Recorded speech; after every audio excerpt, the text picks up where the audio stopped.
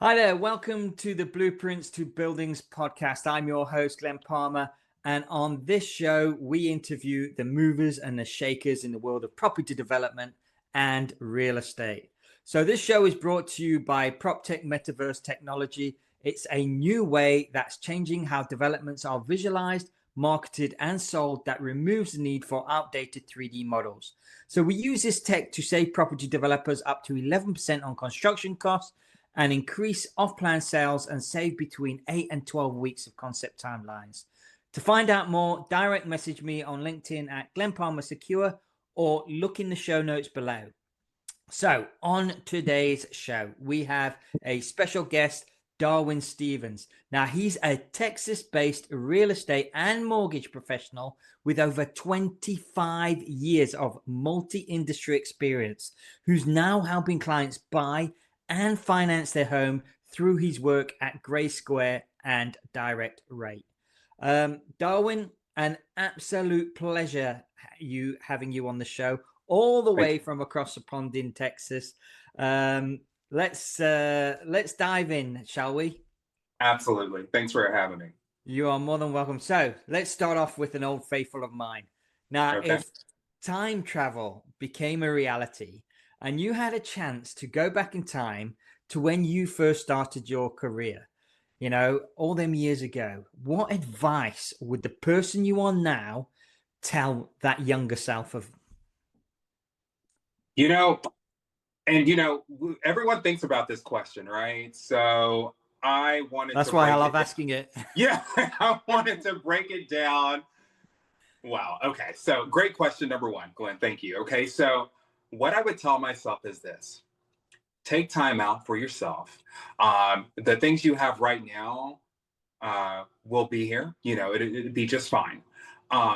The materials are nice and they look good and feel good, but no, they don't make you at all, which you know this at this point.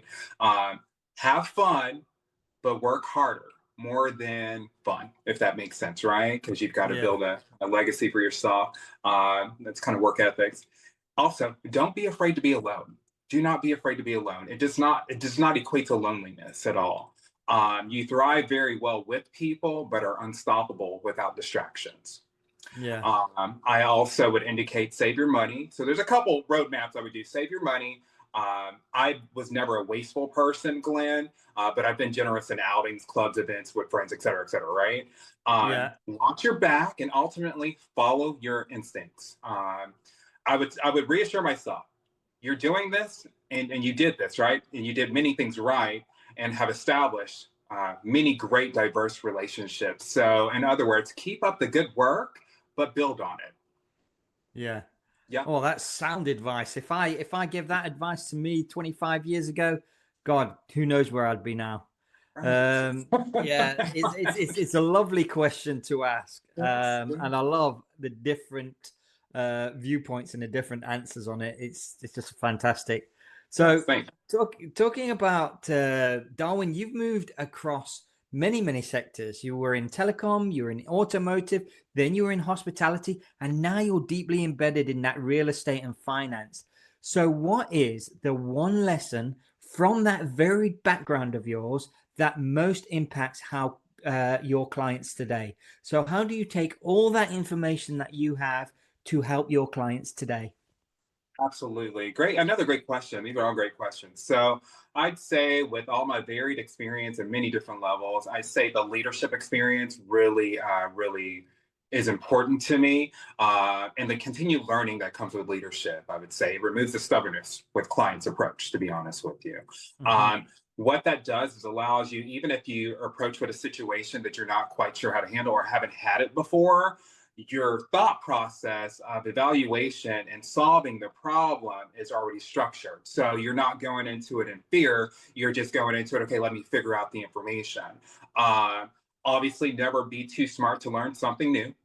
However, smart enough to know what to do is kind of what I learned from the leadership education side of things. Ultimately, the approach to complicated or detailed rich situations come from continued learning and never not learning, never Yeah. not being always the smartest person in the room. Does that make sense?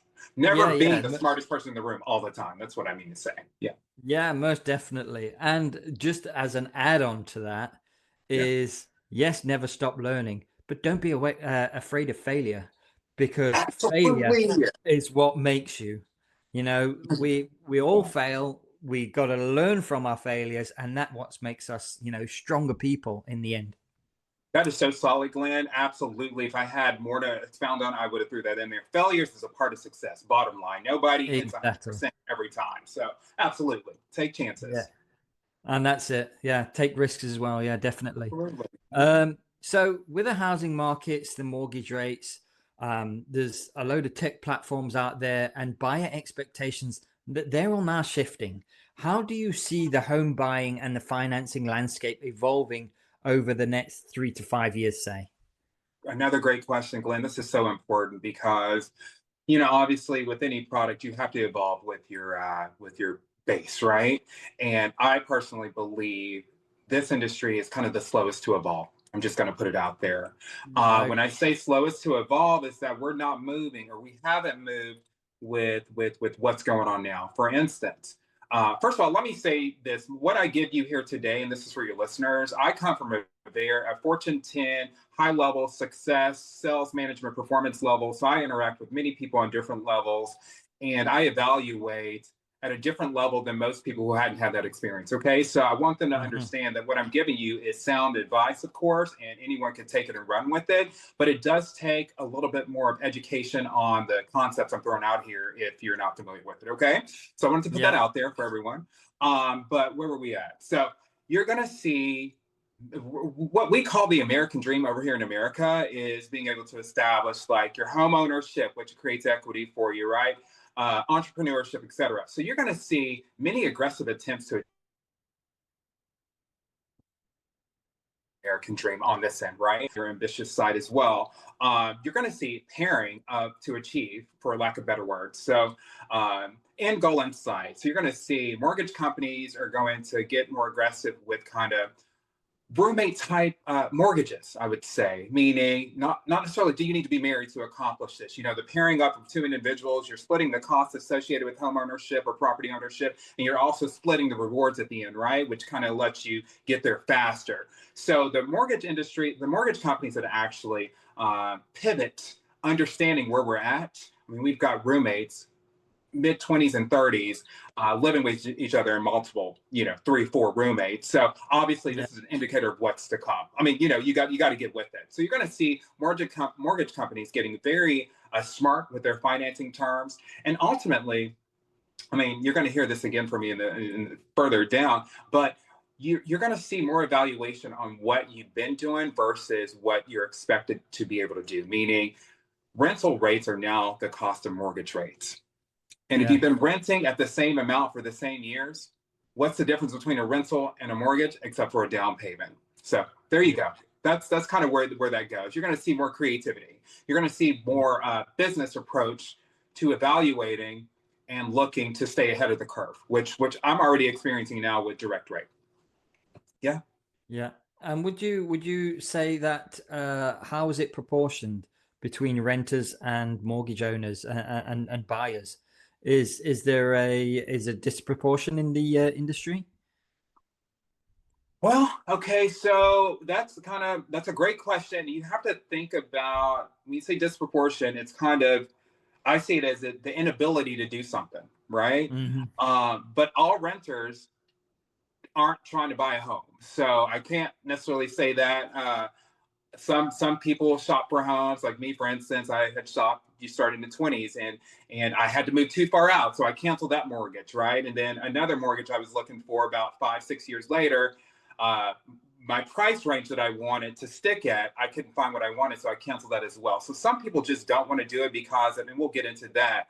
Uh, but I see the disproportion coming from just a lack of resource availability when it comes to funding of the down payment option as well, and just the credit requirements when it comes to Yeah. situations. So yes, there could be a disproportion on certain groups of people without the same opportunities Yeah. provided. Yeah, yeah. Yeah. And in Texas, in the broader US, you've got regulatory lending and affordability pressures. They're pretty real. So, from your frontline experience, of which of these ones pose the greatest barrier to home ownership or investment right now, for that matter? Yeah. And how are you helping your clients sort of work through that?